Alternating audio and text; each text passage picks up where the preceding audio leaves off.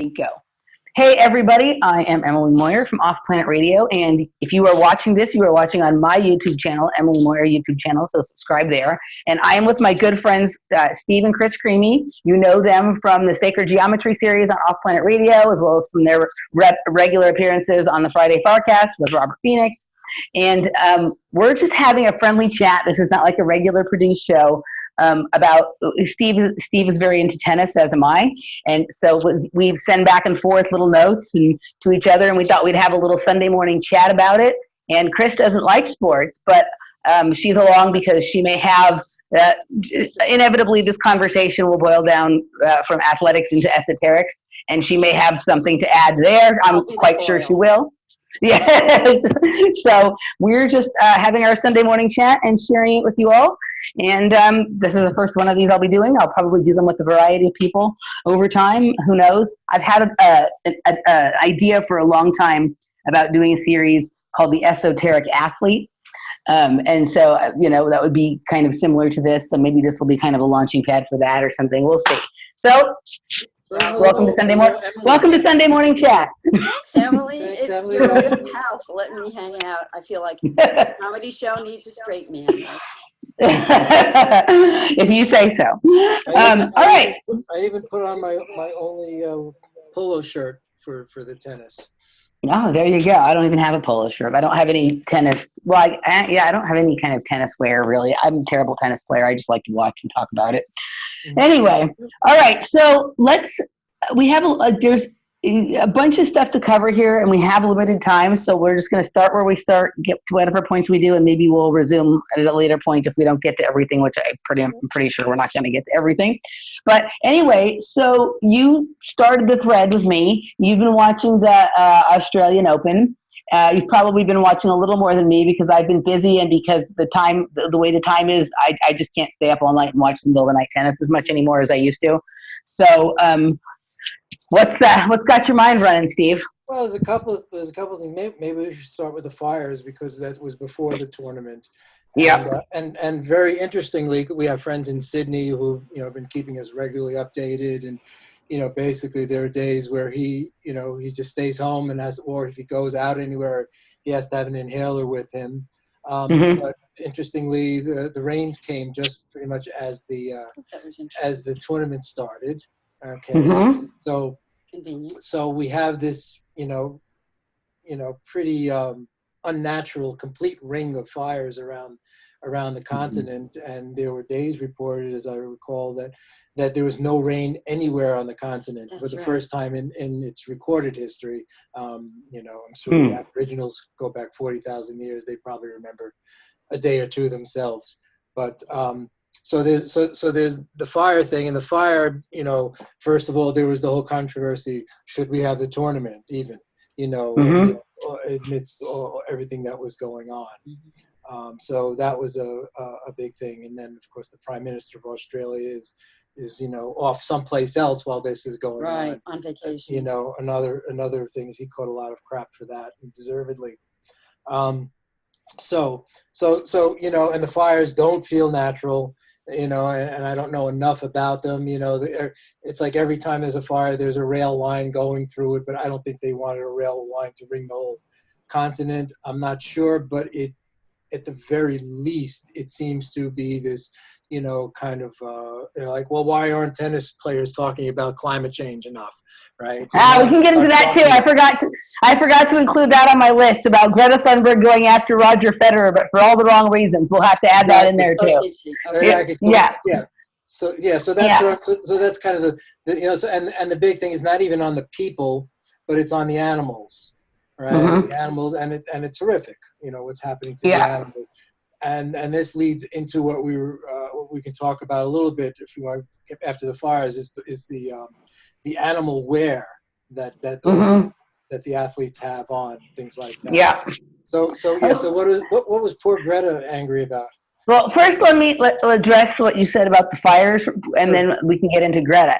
So, and by the way, this build up to the dramatics of the Australian Open started months back, and some of it has changed its path. Like I thought there'd be a big focus on Andy Murray because he had announced that he'd be retiring last year at the Australian Open, but then he ended up having a career-saving hip surgery. And I thought he'd be making his big, and he was starting to do well at the end of last season again. Right. And I thought this would be his big comeback, especially because there's a new documentary out about him on Prime. I don't know if you've heard some of the shows I've done where I have my own little weird belief that Andy Murray is related to the royal family, and if Scotland ever separates, he would be the King of Scotland. But I thought this was going to be a big moment for him, but then he's pulled out with something wrong with his pelvic area again, but not a major thing apparently. Anyway, but the fires, and I want to address something here. What's really weird is I've talked about various realities, and some of us are attuned to things going on, and others, maybe it's not coming into our reality, and it's not that we're ignorant. You know, like here, when the fires were happening here, everyone else is talking about all this area on fire, and when I drive through the area, it's not on fire. So there's various levels of reality. I was, and I don't ever normally talk about stuff like this, but someone on YouTube, after I recently put out a show with Sophia about the fires in Portugal, but the show was recorded probably two or more months before it came out, just because we had a lot of shows in the can. So she was talking about some reporting she had done on the fires in Portugal, and the title of the show was "We Didn't Start the Fire." And the first hour we talked about the fires in Portugal. The second hour we talked about Studio 54. But somebody in the comment section accused me of not caring about the Australian fires because I didn't mention them. There were, as far as I knew at the time we recorded the show, I hadn't heard. I literally did not hear about the Australian fires until maybe a week before that show came out. Now, I realize they've been going on a lot longer than that, but they really haven't been talked about that much in the United States until the last several weeks. Right. At least in my awareness, right? Like fires in Siberia. Nobody's even talking about the fires. I didn't know that either. Siberian fire, just quickly, are like in scope, are between the Australian fires and say the California fires. They're huge. Okay. Yeah. So I didn't know about the Portugal fires until Sophia brought it to my attention. So I certainly don't.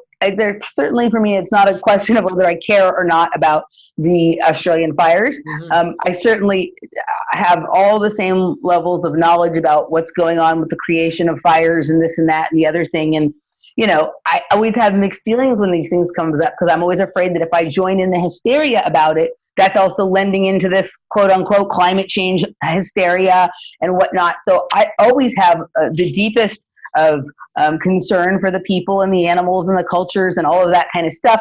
But I also am in a space right now where I don't believe most of what is reported on the television, or even what is reported in the alternative media at this point. So I don't know what or how much is true. And I'm always suspicious of anything that involves celebrities, that involves Red Cross. Of course, the Red Cross, you know, when you started talking, my first thoughts are, well, they decided to go ahead with the Australian Open because they realized that this was going to be the best money-raising opportunity that they had. Right? And it has been, because you have not only the players and whatnot, you know, donating money, but you have the people who are watching on the tennis channel. They're always having a thing of where you can donate to the Red Cross. So it's like, we all know what the Red Cross does. The fact that anybody would donate to the Red Cross, right? But the Red Cross goes right back to, you know, it's the Templar's Cross. It's the template of the quatrefoil that we talked about last time. It is, you know, the Knights Templar for the Scottish Rite Freemasons. This relates to Andy Murray and some of the things I'm talking about. Is there a reason that's more esoteric that he is not there? Like, what is happening? Is this a battle between factions? But yeah, I mean, it is, and it bringing up interesting things with these players, and this is how they can virtue signal that they care about things on a certain level. I think some of these players are genuine in their feelings. You know, one of the things that's interesting is to watch this guy, Nick Kyrgios, who is probably the most wildly talented player of this generation, and has the attitude more of like a rock and roll star, and he's constantly in trouble. He is constantly arguing with the refs, and he's made some snide remarks about some of the upper level tennis. Well, he's Other friends with 10 McEnroe. Yeah. Like John McEnroe. He's friends with McEnroe. He's friends with Federer. He doesn't like Djokovic or Nadal. All these things are fine. I don't think everyone has to agree or like each other and whatever. But he's mostly in the spotlight for his bad behavior, even though he's wildly popular amongst the fans. And he also is donates a lot of. He has charities. He donates a lot of time and money to children's causes and things like this. So this is an interesting kind of star for tennis. Like we're so used to seeing Nadal and Rafa, who are seemingly just well-behaved people who do all the socially appropriate things and whatnot. And here's a more conflicted character, and he really has been pushing he's been leading the charge on some of this stuff. He seems to me, I've done a good amount of research on him, to be a genuine guy, conflicted, because he happens to be really good at something he doesn't know if he's passionate about. And so all of the things that come up when a person, so it's interesting. It's interesting to watch him. Yeah. Nick Kyrgios. He doesn't have the same drive as the other guys, but he does have the talent. And he can't even put it together for a whole match, though his last one was pretty dramatic, and his next one is against Rafa. And Rafa is basically playing like a buzzsaw. There's there's the two of them do not like each other. Their feud is very public, but they both respect each other for the things they're good. Nick Kyrgios said that I've never worked as hard a single day in my life as Rafa works on his laziest day, and Rafa is in awe of his talent. So they don't care for each other. They're not friends, but they respect what is the best quality in the other one, right? So it is interesting, and this comes into the place where some of these tennis players, and this happens in all sports, but for some reason to me it's the most clear and obvious in tennis, is that these are the gods in some ways of our society. This is the bread and circus. These are the gods. Each one of them are quite different. The big stars in tennis are not like each other. Each one has their own unique style, both in terms of the way they play the game, the way they present themselves to the world and the press, all of that kind of stuff. And everyone has their favorites. And it's kind of listen, when you read the stories about Greek gods and the different ones, and this one throws lightning, and this one does this, and this is with the tennis players. This one's known for his forehand, his serve. This one does a lot of good social deeds. This one is this and that, or whatever. And it's the biggest sport of individuals out there. It's It's like gymnastics in the way that it's an individual international sport. Yeah, but tennis is huge, and and I was just thinking because the tennis I grew up with was the McEnroe, Jimmy Connors, Ilie Nastase, and they're all bad boys. Jimmy Connors, right? Yeah, and it was before your time, but they were all bad boys, and it was much scruffier because you had to win to make a living. You wear your Nike thing, whatever, you're making millions a year, and you're ranked, 87th in the world, at this point. Back then, it was a struggle to get, get the good paycheck from around these times. So it's kind of interesting. So it was a whole different world, but, Nick is like nothing like McEnroe was, or like Ilie Nastase, or, all those guys are, So, and that was just the way it was. And it was kind of fun. They were human, and they were basically assholes and brats in a lot of ways. But so it has changed quite a bit. Mm-hmm. I think the only really famous tennis player of the more modern era that has had the same level of bad boy about him that some of those guys did was Andre Agassi. And now we have Nick Kyrgios. There's been a few. Right. There's been a few minor tennis. There's a few that are, talented players, but never got high enough ranked so that people pay attention. You have people like Ernest Gulbis and a few others who have all that bad boy shit going on, but they never have been able to sustain a high level of tennis long enough for the public to take notice. So they don't act as a good symbol for society for that kind of shit. But okay, so I agree with you. I think the fires started, were sort of the build up to this, to some of this. And I think that this is there's a lot of people starting to tune into the multidimensional Dreamtime reality of the Aboriginal society in different ways. And I think they don't want that. They don't want that. And that's part of why they're burning this land. One of the things that I've noticed in my recent visions and my psychedelic trips and things like that is this, the Aboriginal theme has become big for me, which was never there before. Yeah, I mean, you know, So like, how is it bleeding in? Is it coming in unbidden? Are there outside influences that, or visuals that are awakening that in your psyche? so like, well, just there was one last year and then another one that was recent where like the person that I was with was literally telling me that I look like an Aboriginal boy or something. And I had all those paintings, like all that, those like those white tattoos on the face that have the different geometry and symbols, you know, and I was seeing some of the same on her. Some of the same kind of stuff, and which is not something for me like what I used to see in the psychedelic space. More was really much more like Egyptian, Sumerian, or sometimes maybe Native American or South American in content, right? Like that kind of thing. Never the Aboriginal kind of stuff. Well, and that's just started through. It was bleeding. I didn't go looking for it. Well, I didn't. That's important. To your point, I didn't go looking for it. Yeah, just to your point, when we talk about, well, one of the several things we noticed about the fashion in this particular one were these tracksuits with these odd, almost Aboriginal kind of. They're usually like a mocha brown, and they just have these, not the ones with the splotches, but with these dots all over them, almost like an Aboriginal kind of art, but really taken to a cartoonish level. Well, everything's a cartoon these days. So, but I mean, it's a co-option. I'm just saying, to your point, there's a co-option of what's something still alive and real, I think, with them. I hope anyway. You know. This has been going on in tennis for a while. Robert and I were tracking for a bit a couple of years ago what was happening with the Adidas sneaker commercials for their tennis wear, and they were referencing like Alexander. They were having themes based around like Alexander the Great, and what was the one that came with the stampede of elephants? Hannibal,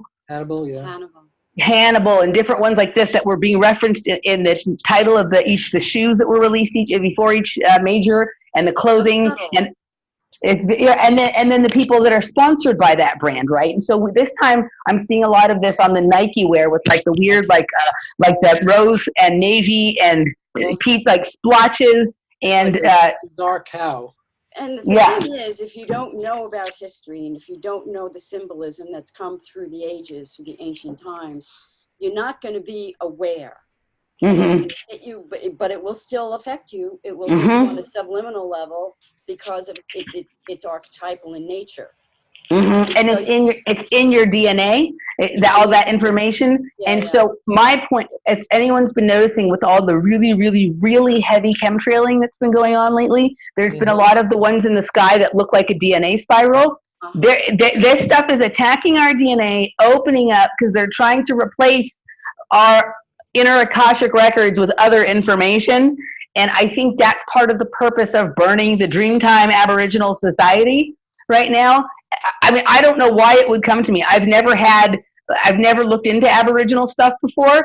And after I had these experiences, I started looking it up and I was like, oh, there's a lot of kinds of geometry and art that I like that looks like it may have been inspired by this, but somehow I never looked at this before. Because so now your awareness. But somewhere in my DNA, because I think that's literally what you're looking at when you're on a psychedelic experience, is an out-picturing of your own recorded history from your ancestors and whatever. Like the DNA holds all the history of the world in it.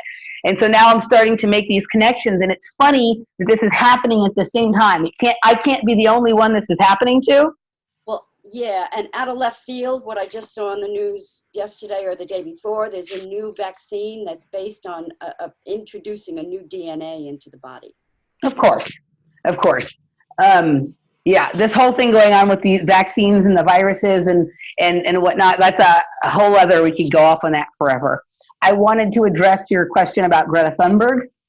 So a few weeks ago, before the Australian Open started, Greta Thunberg attacked Roger Federer because of he's sponsored by Credit Suisse or Swiss Bank or something like that. And they're, of course, involved in projects that she thinks are destroying the environment, right?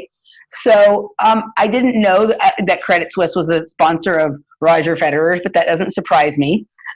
And like, yeah, like they give loans to companies that like make technologies that burn fossil fuels, like every bank does, right? This isn't like so apparently there was some climate activists in Switzerland who staged a protest at a Credit Suisse bank where they came in and started playing tennis in order to in red outfits or something to protest against Roger Federer for being sponsored by them. And I'm like, this is pretty like, this is how that the whole Greta Thunberg thing is not only a joke, but a fucking sick joke. Because the big concern here that to me is not, that's a standard endorsement. It's not wonderful. Yes, we all already know that our world is controlled by banks. Yes, we get that. But more concerning to me is Roger Federer's association with NetJets, which has been the private airline company that is implicated in a lot of child trafficking, right? And his association with Bill Gates. Right, where he and Bill, his association with Bill Gates, because Roger Federer has opened schools where he educates and feeds kids in Africa, and because of his association with Bill Gates, you know what they're doing to those kids before they get that help, right? And they never saw a vaccine they didn't like. Right, and so like child trafficking and damaging of the body, like these, obviously she's vaccine damaged with her autism or something like that. If she's even, unless she's a cyborg kind of creation, which is possible. So the fact that like she's so bothered by something that is really very a standard thing and not bothered by this deeper issue. And then of course, if you're of my, if you're interested in the things I am, there's his sponsorship from Rolex, right? Which, is not only they have their ad where they say they're not even recording history, they're creating it. They're creating time. They're not just keeping track of time, they're creating time. And that's the fuckhole that we're all in, is that like we all believe in this thing called linear reality, and that's why we can't make any sense of anything or get anything done. Get anything done that matters. And so she's asking, Roger Federer's response, I actually felt like he gave a good response and what he said was reasonable. And so I'm finding myself having to side with a billionaire over an activist because there's tons of criticism that would be rightly leveled at Roger Federer, and she didn't do any of that. Or China. Not a word. Or China. Yeah, China, right. Which of course is... How much of her rhetoric is her own, and how much is none? Yeah. So there's that. Yeah. So there's never anything said about China, and it is interesting that China is becoming the issue here. Obviously, it's being played out in some ways with this virus and whatnot. But it is interesting that the Chinese female player took out Serena Williams, and that was kind of an interesting match. I do think that's that is the grander war being fought here is the United States and China, even though all we hear about all day is fucking Russia. Right. I mean, Ukraine. Writ large, behind every player are Chinese characters from this basically some sort of distillery in China called 1570. So it's behind you. I saw that too. Yeah. And they don't and they're so cocksure they don't even bother translating it into English. Even though it may be just the same thing, it's under the name of the town it comes from, whatever it is. But it just, showing that China basically, owns and runs Australia to a huge degree. Australia is really under the thumb of China. Well, China owns and runs the United States. I mean, basically, what people really need to understand is that Adam Schiff is the congressman from China, China has all the dirt on him and what he does in his free time, and that's why he's running all these plots and schemes for him. And I guarantee you that there's going to be a vaccine offered for this coronavirus, and in that vaccine will be a chip that Huawei has a backdoor to, right? That's it. Yeah, and everything. Yeah, that's the news. And he's racing to form their vaccine. Time is running out. Right. Right, and Adam Schiff pushes mandatory vaccines. He censors vaccine information, right? And if you look at the combination of things that Adam Schiff is into and supports, and the positions he plays and the things he does, it's very, very obvious. It's not hard to figure it out if you just look for a few minutes. But it's even. You want to know how sick it is? Like, I don't know if you'll be able to see this on here, but all of our phones, they're all like iPhones and Samsung. They're all Asian on some level in nature. Our phones have told us what's going to happen. Just about 6 months ago, they added 2 new emojis. And the emojis are a DNA strand that were pink and blue, which sort of tells you the gender-y stuff that's kind of going on, right? I'll see if I can show. I don't know if you can see it. I'll see if I can't make it. I never used them, so. I can't make it big, but you can see there's a DNA strand there, and above it is above it. Look at it. It looks just like the coronavirus. It's a germ. Huh. You see it? Yes, and then a goat above that. Yeah, and a goat. Hey, I'm gonna see if I can let the audience see. See, audience, there's a DNA strand, and above it is a coronavirus germ. Yeah. Okay, so that's. I mean, so they do give us the clues and get us all to manifest them by pushing those emojis on our phones, which I've been guilty of, right? Emojis. I've never used them. I can't stand them. They're hideous. My dad doesn't like them either, but I think it's because he can't actually see them because his vision is bad. Yeah, I just have to the level is like below kindergarten level visually, you know. Yeah. I just can't. I mean, some of them are pretty funny, but yes, there's some people that get really super duper carried away and have to put like 57 emojis after everything they write, and yeah, it's kind of silly. So yes, so that's kind of, you know, and by Greta Thunberg doing that, it brings this Australian thing and the tennis players into this conversation about the climate change and all this kind of stuff, right? Like, it's just very, you know, and tennis is the most international sport there is, really. And so, like, they're global. It's a globalist sport. It is the most globalist sport. The only other sports that I would say are equally globalist in nature are ice skating and gymnastics. And soccer. Well, soccer as well. I hate soccer, so I don't even ever think about it. But soccer as well. Yeah, soccer as well. But soccer is not as dominated. Soccer is largely dominated by South American countries as opposed to Asian or European countries. Although a lot of the European teams are good at soccer as well. The place that it's the most popular. The place that it's the most popular seems to be Latin America, Central America, South America, Mexico. Well, poor countries, because you don't need a bat, you don't need anything. You can just crumble up some newspaper, put some tape around it if you have to. But this is what they do in poor neighborhoods, right? Yeah. You know? So I think it's interesting also, like, it's been interesting to watch with Serena. She can't get it together. I mean, she made it to the finals of Wimbledon and the U.S. Open last year, but this was a third-round exit from her, from a person who only scored 15 points against her the last time they played, right? And so it's interesting. I struggle. I mean, you see these outfits Serena Williams wears, and it's like, did she choose that, or is this part of her debasement ritual in the, you know, Black Illuminati, or like, what is going on? Well, what is she dressed like when she's off court? You know, I mean, she has her own fashion line. She does not create tennis clothes. Her tennis clothes are created by Nike. And her deal with them is that she can't create tennis wear, or she can't do any similar fashions that they do. Yeah, most of it seems to be Nike. And, you know, and it's the bizarre thing of these supposedly, you know, great individual sports and gods. And they, you know, and it's like I saw these two guys wearing the same, you know, red shirt and the blotchy shorts playing each other. And I'm like, you know, it's like Chris and I, if I wear a blue shirt, she's got a blue shirt on, like one of us has to change. We don't even spend the day. Yeah, there's a few. Noticing, I guess it was last night you had the game on, and I'm sorry, I don't know who the woman was. She had a little outfit on. It was Coco Gauff and the other American. And the Sophia Kenin. We can get into talking about that in a minute, too. Right, so go ahead, And so there's a big black blotch right over her left breast, mm-hmm. and then there's these other blotches in other places, but these clusters of dots, and I'm thinking the first thing that I thought of was the coronavirus. It made me think of a cluster like a miasm of illness. That was Kvitova. That was another. Kvitova. Yeah.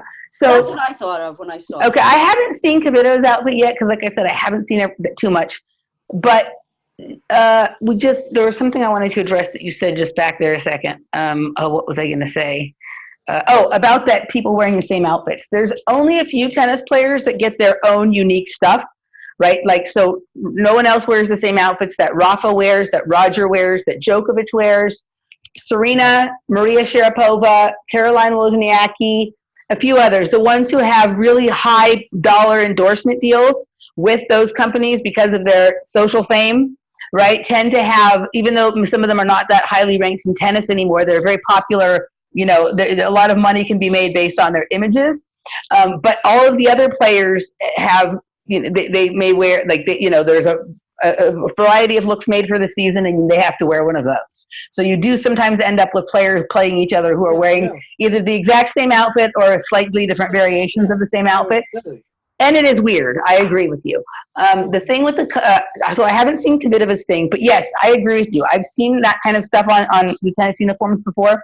Several years ago, Nike was having the men wear these shirts that were they called vapor style, where like it wasn't solid, it was like made of like misted color. And to me, it was part of the, it was like the chemtrail kind of thing, or like sort of the plasma environment we live in, where everything is made of particles as opposed to being, one whole kind of thing, right? So, and then with the Coco Gauff, I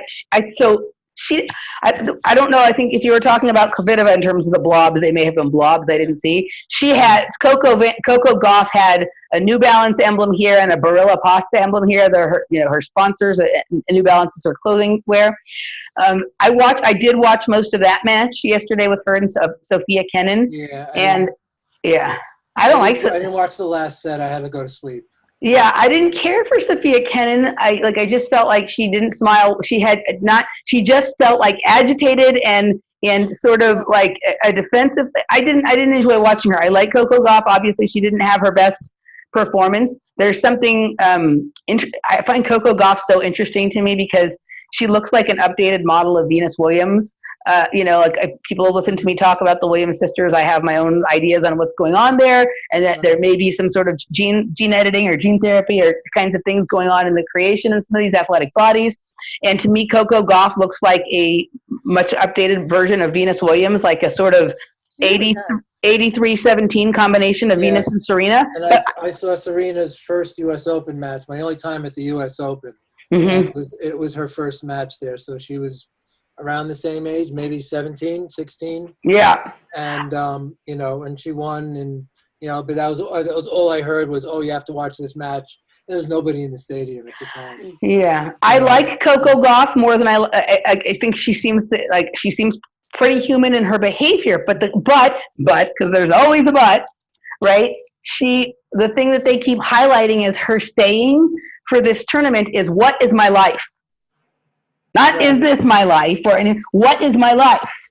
Which I think is an interesting question for her to be. Because what were the parents? Because the parents were all wearing, and her team were all wearing it. Was that what they were wearing? But it was upside down. No. Call me Coco. Call me Coco was upside right. down. No, what she's referring to is when she beat Naomi Osaka. When she got interviewed afterwards, she was like, "Oh my God, what is my life?" Not, "I can't believe this is my life." She said, "What is my life?" And then they keep highlighting that saying, and I think that's actually an interesting question. I mean, this may be one of those, we're putting it out there in plain sight for people to see, and maybe this is a question people should be asking themselves, is what is my life? Right? Not is this my life, but what is this, right? That goes back to Ramana Maharshi, one of the early people who come from India, and that was the whole practice of the people who followed him was basically, who am I? Huh. That was pretty much their whole practice. Just meditate on that, call me in a few years. But she didn't ask, who am I? She asked, what am I? What am I? Correlating, yeah, right. Well, so she beats Osaka, who's the whatever, talk about the genetic hybrid monster or whatever, but she's, like we said earlier, she seems like her programming is breaking down. She's like, she's like, she's the one really seemed to be asking the question. Well, so Coco's saying, what is my life? Which is another way of saying on a certain level, what am I? Right? Mm-hmm. Well, we've already theorized as to what Naomi Osaka is. At least Robert and I think have talked about that in the past. She's, half black, half Japanese, and she's got a very unusual personality. She says very odd things in press conferences, and she's very into anime and all of this kind of stuff. And right, but she seems awkward, and we've definitely asked the question: is she some sort of clone or cyborg or something like that? And she has some similarities to Serena Williams. And when she really hit it big, she was being coached by Serena Williams' old hitting partner, Sasha Bijan. Uh-huh. And what was really weird is she won two Grand Slam titles and then fired Sasha Bijan, and she's been struggling really since then. She would still have a good match here or there, But I find her to be a very unusual person, and she's even talked about playing like a robot. And she said some of these. It's interesting when you hear the words that the athletes say. Yeah, when someone says something right extemporaneously, just blurts out. Yeah, when she beat Kvitova, when she beat Kvitova in the final at Australian Open last year, she said I had to play like I played like a robot or something like that, and I just thought that was kind of interesting.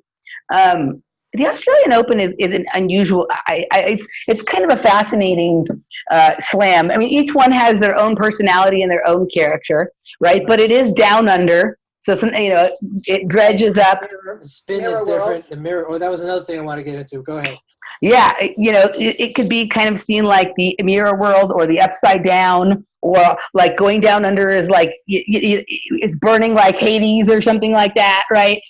There's one of the things that's a huge trend in Australia is basement restaurants, basement izakayas, which is popular here now as well. And I have theories about basements. Oh yeah, in Sydney. We went to the oldest pub in Sydney where we had amazing shepherd's pie. Yeah, that was what was like the first prison. Yeah, and it was this big stone building. Yeah, and, we had shepherd's pie there, which was delicious. But just saying, yeah. Yeah, so there's interesting things there. Yes, that. And also one of the things that I think it started about 3 years ago, maybe 2 years ago, they changed the logo for the Australian Open. And if you look at it, it's a triangle in a circle. And then, of course, the tennis court is the square, or it has lots of squares on it, right? So the entire overall experience is a ritual of squaring the circle, right? But the Australian Open logo looks exactly like the logo for the TV show, the OA, but reversed. When I saw that, I just couldn't I'm gonna see if I can. You guys talk for a minute. I'm gonna see if I can pull up the logo for the OA. So you got and I'll just add the other thing. Yeah, so the OA and the AO is a mirror, and the biggest commercial shown, or the most often, at least I see most often, is about this new mirror thing. This workout, you work out in front of something that reflects somebody in front of you. Mm-hmm. You seen the commercial? So it's a product called the mirror, and basically you work out in front of this mirror, and then there's a projection of somebody across from you mirroring you, but not you. Yeah. It's almost like the the alternate universe. Yeah. Back to Fringe. Or OA, which has an alternate universe. All right, here's the logo for the OA. Let's look at this here. It says go right there. Here's the logo for the OA. See it? Right. Okay. All right. So that's the logo for the OA. And now I'm gonna go show you the one for the Australian Open logo. Australian Open logo. Australian Open logo. All right, here we go. Where's my share button? Share. Here we are. And here's the logo for the Australian Open. Oh my. Right. So it doesn't have a crossbar, but the top on the A is closed. Right. It looks almost exactly like the same thing, but in reverse and slightly, different stylistic here. I also, as I was thinking about this, so we can get into a discussion about the levels of reality as what happened in the OA, right? Involved with some of this tennis stuff. But I also wanted to mention that I used to watch, and this might lead into something that might be a later part of this discussion or a separate discussion about how this all relates to pizza eating, right? But Tony Danza on the show Who's the Boss used to always say, "Hey, OA, AO." He would say that. Oh wait, AO, right? It was like him being like a stupid Brooklyn dunce. When somebody would do something, you go, oh wait, AO, or maybe it was AO, oh wait. And then of course we have Alyssa Milano's antics around the Harvey Weinstein, Me Too stuff, and the climate change stuff, and all her hysteria about everything and whatever, right? So, and she was his daughter on Who's the Boss. But One of the things that's been going on in tennis for a long time is there's been almost no turnover in who the stars of the sport are, particularly in the men's game. On the men's side, well, that was another thing I was gonna bring you a stat on that I just played with. I looked up the last 15 years of Open winners. So the big three: Nadal, Federer, and Djokovic. Let me see if I can get who the only people who have penetrated that are. Stan Wawrinka, Marin Cilic. He won one. Over 15 years. Right. Stan Wawrinka won 3. Andy Murray won 3. Marin Cilic won 1. And before all that started, I know Andy Roddick won 1, but that might have been before that. Yeah, in the beginning, like if you go back 15 years, Del Potro won 1. Del Potro, that's right. Del Potro. And he came close a couple years ago again. Del Potro, I missed 1. Right. So talking about 52 out of the last 60 majors have been won by one of those 3 people. And they're kind of close, 19, 17. Yeah. They're kind of, in the general ballpark. There's not much difference between So to me, this is indication of God level, like of being on God mode, right? Have you guys, did you guys ever watch Person of Interest? No. Okay. So there's a mode. You should definitely watch Person of Interest. Yeah, I've been talking about it a lot in shows lately. But when the technology is communicating with the assets when they're like in battle, like it's called being in God mode, when they can predict what their opponent is going to do before. So to me, this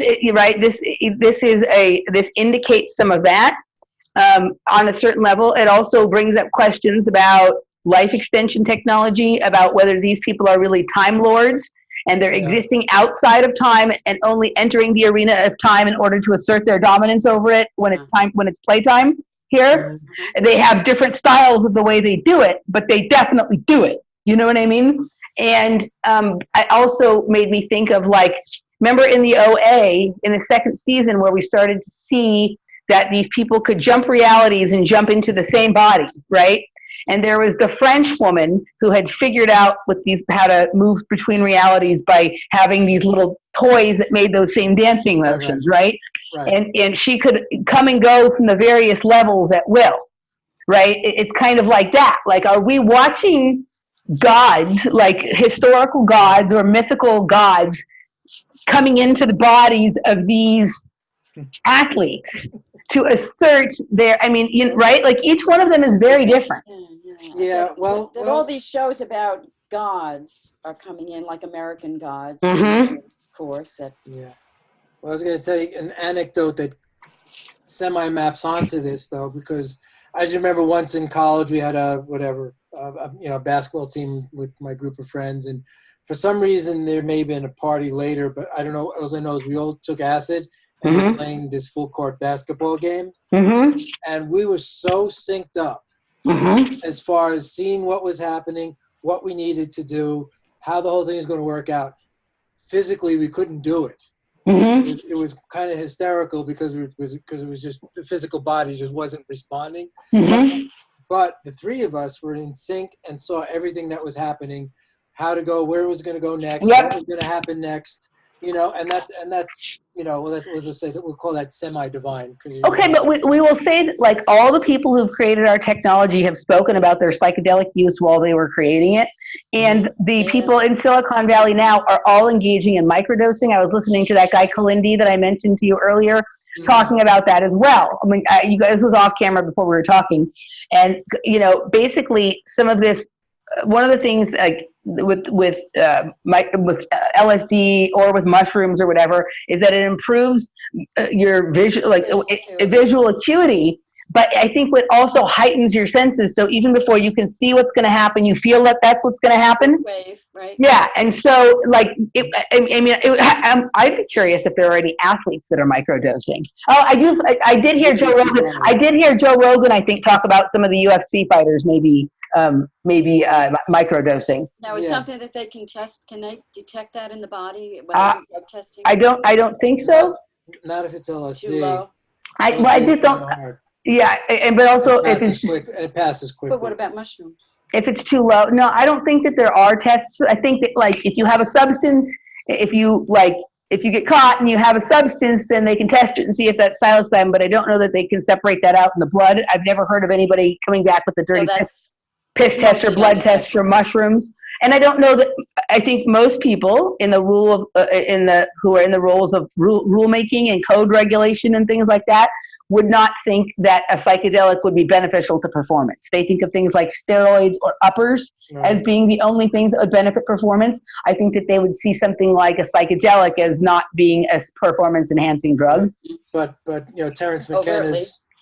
Terence McKenna's whole theory is basically based on that. Yeah. His evolutionary theory of humans and mushrooms getting together on low doses and things like that. Have you guys listened to Paul Stamets at all? We haven't seen the new movie. We have seen him, and we have his book. I mean, the interesting thing he says about, no, I haven't. I've listened to his various video clips over the years, read some things, obviously seen him on Joe Rogan and things like that, is that, the mushrooms are much closer to an animal in terms of than it is to other plants.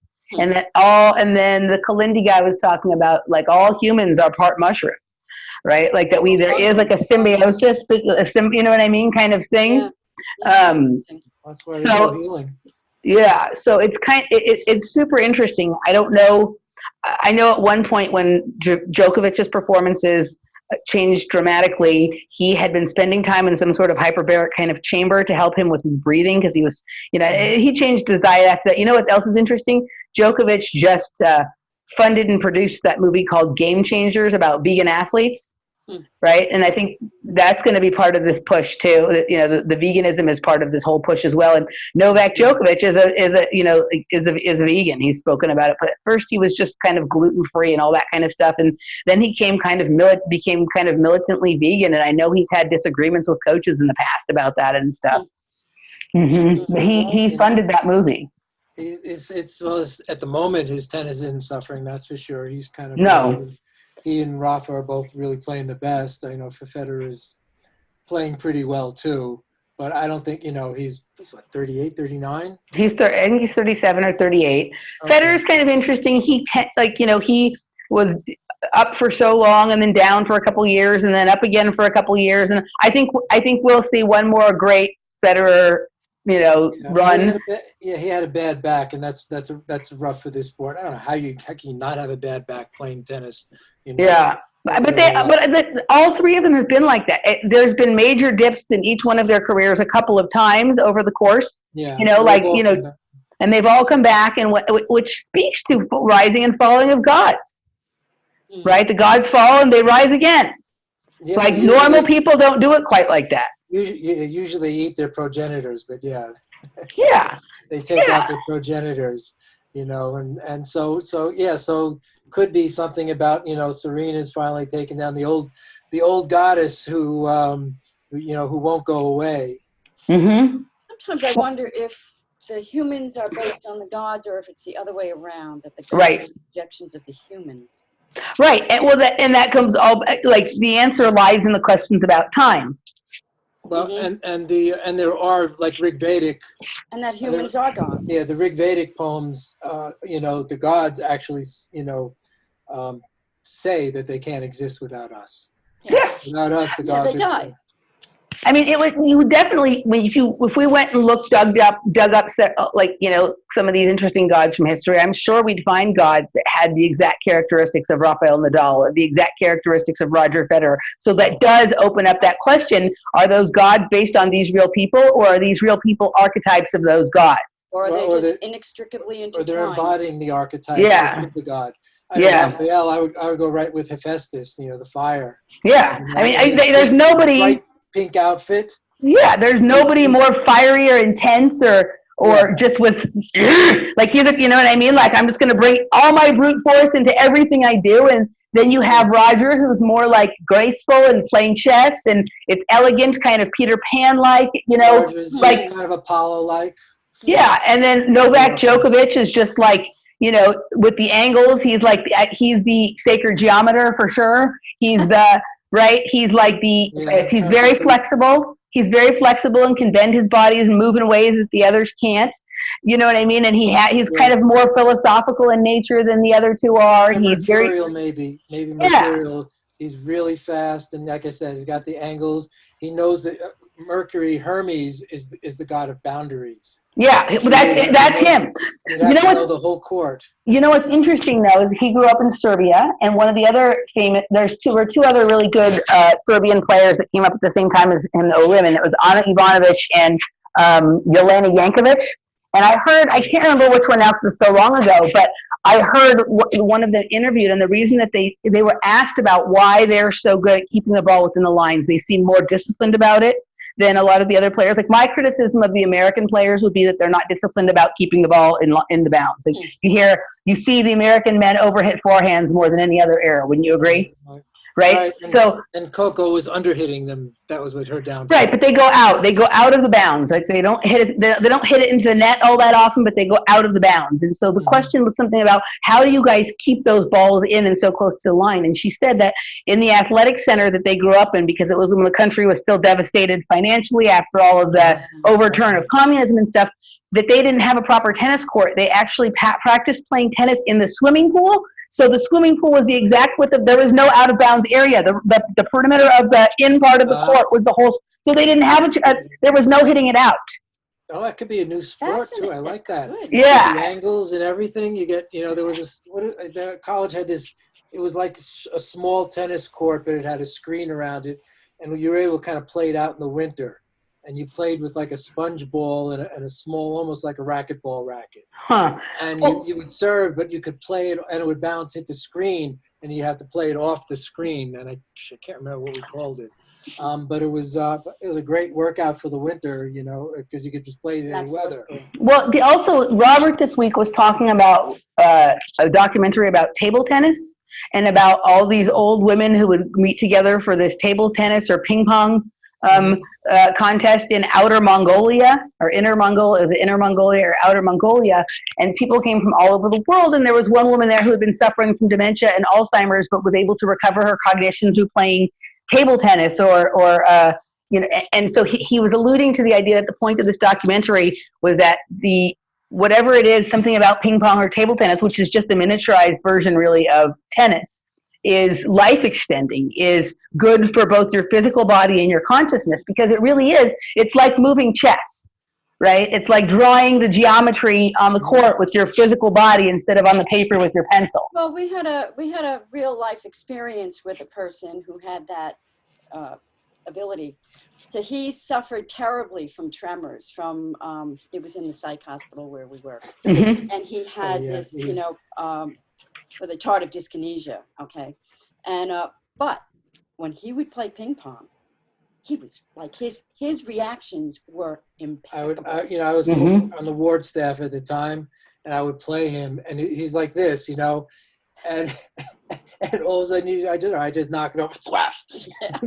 Well, it makes balls all day. Interesting. What's going on? It makes me wonder if some of the tremoring, like whether it be that kind of tremoring, or like one of the things I'm constantly criticized and accused of and this and that, or made fun of for, is the fact that I have to be moving around all the time, and I speak very quickly, and I just kind of vibrate and buzz around the room. And I'm just wondering if, like, for some people, right, whatever their spaces that they're really authentically connected to is at a higher vibratory rate than this. And so it's hard for us to hold still in this density. And these kinds of games, or we get ahead of ourselves, right? These kinds of games favor people who can see what's coming next, so they can be ready, they can be there, or they can hit it to the place, or whatever. So I just wonder, you watch these table tennis tournaments on TV, and they're like, a lot of Asian people are good at it, and they tend to live longer, those people, right? Even though a lot of them live in poverty or live without certain kinds of freedoms that we have here, a lot of them seem to live into their 90s or 100s or whatever. So I wonder if there really is something about that practice of the,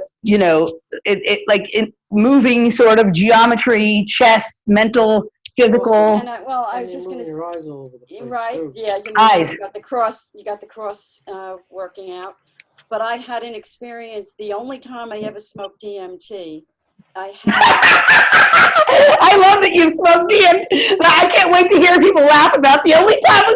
Chris Crimis says the only time I ever smoked DMT. Okay, the only time. We forced it on her. Yeah. It was very lovely. I had the knowledge that epilepsy, it just like landed in. Epilepsy is shaking off past karma. That's the epilepsy. Yeah, I can definitely see that. Get it out as fast as you can. Yeah. I thought, wow, that makes so much sense. What you said about the eyes and the tracking, it made me think of two things. One of the most effective therapies for trauma is EMDR, which stands for, you can use it for PTSD or traumatic events, eye movement desensitization reprocessing. Okay.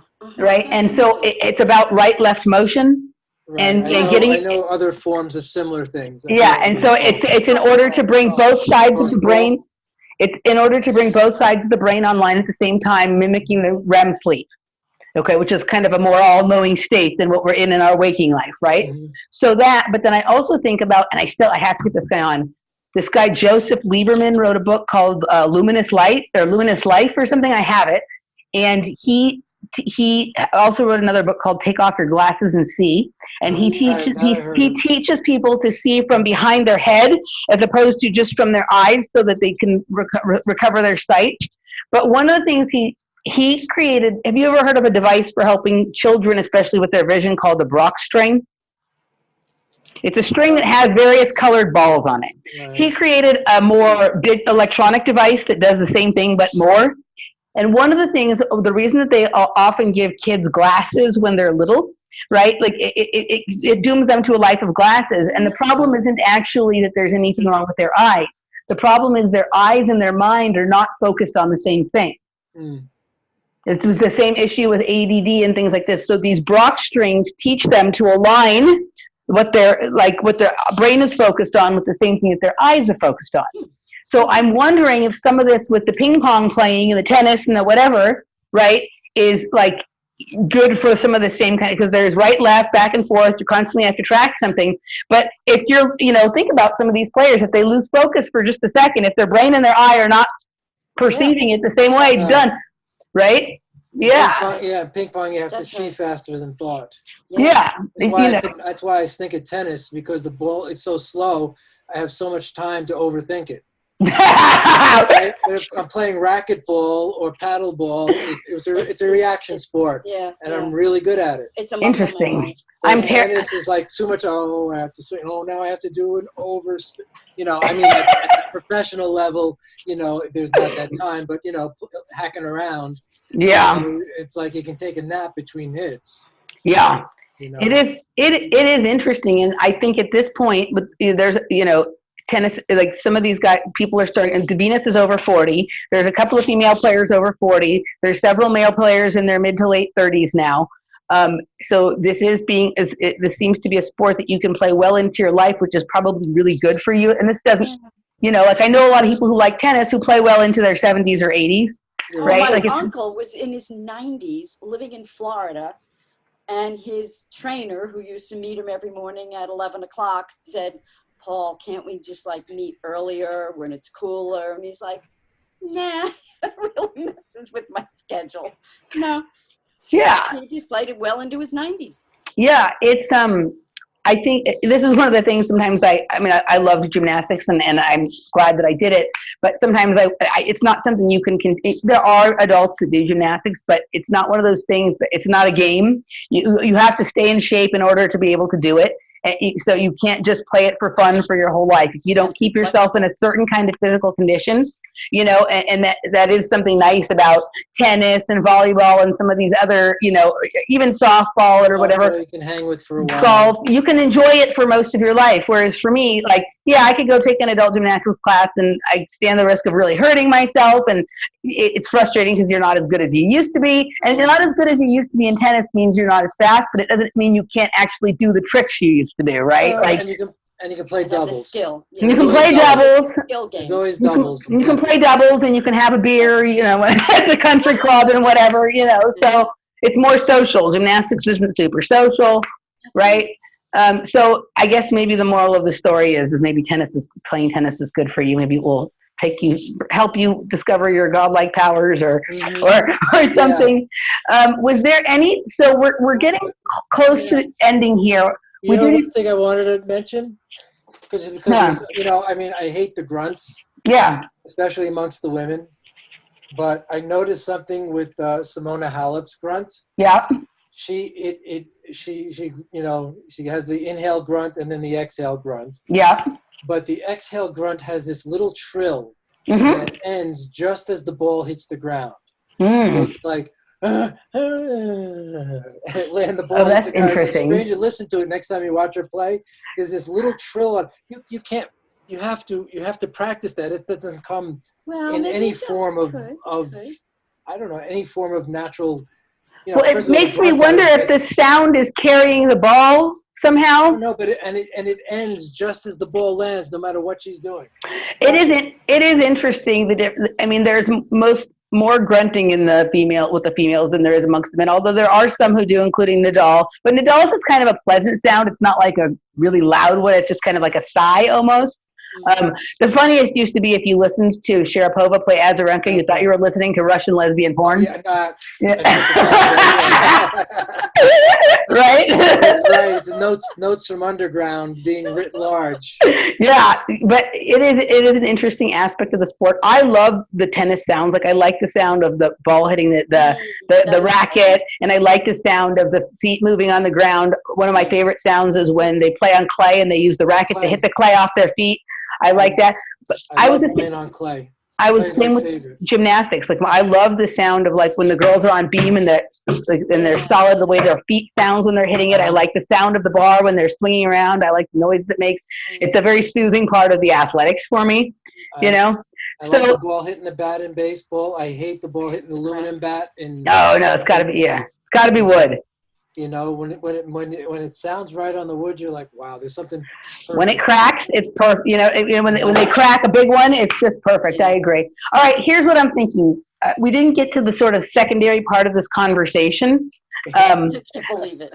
Yeah. But I'm thinking we could reconvene next weekend at the conclusion of this and see how this plays out. I will try and do more tennis watching this week so I can be a little more up on the ins and outs of the outfits and the intricacies of each match. Yes, it's next weekend. The Open ends next weekend. So by Sunday it will be over. The final will be on Saturday night because we're there a day ahead of us. So we can. Right, Super Bowl. If you guys are willing, we could reconvene next Sunday, and we can do it at a time where I don't have a hard out, so we can get into this other part of it if you like.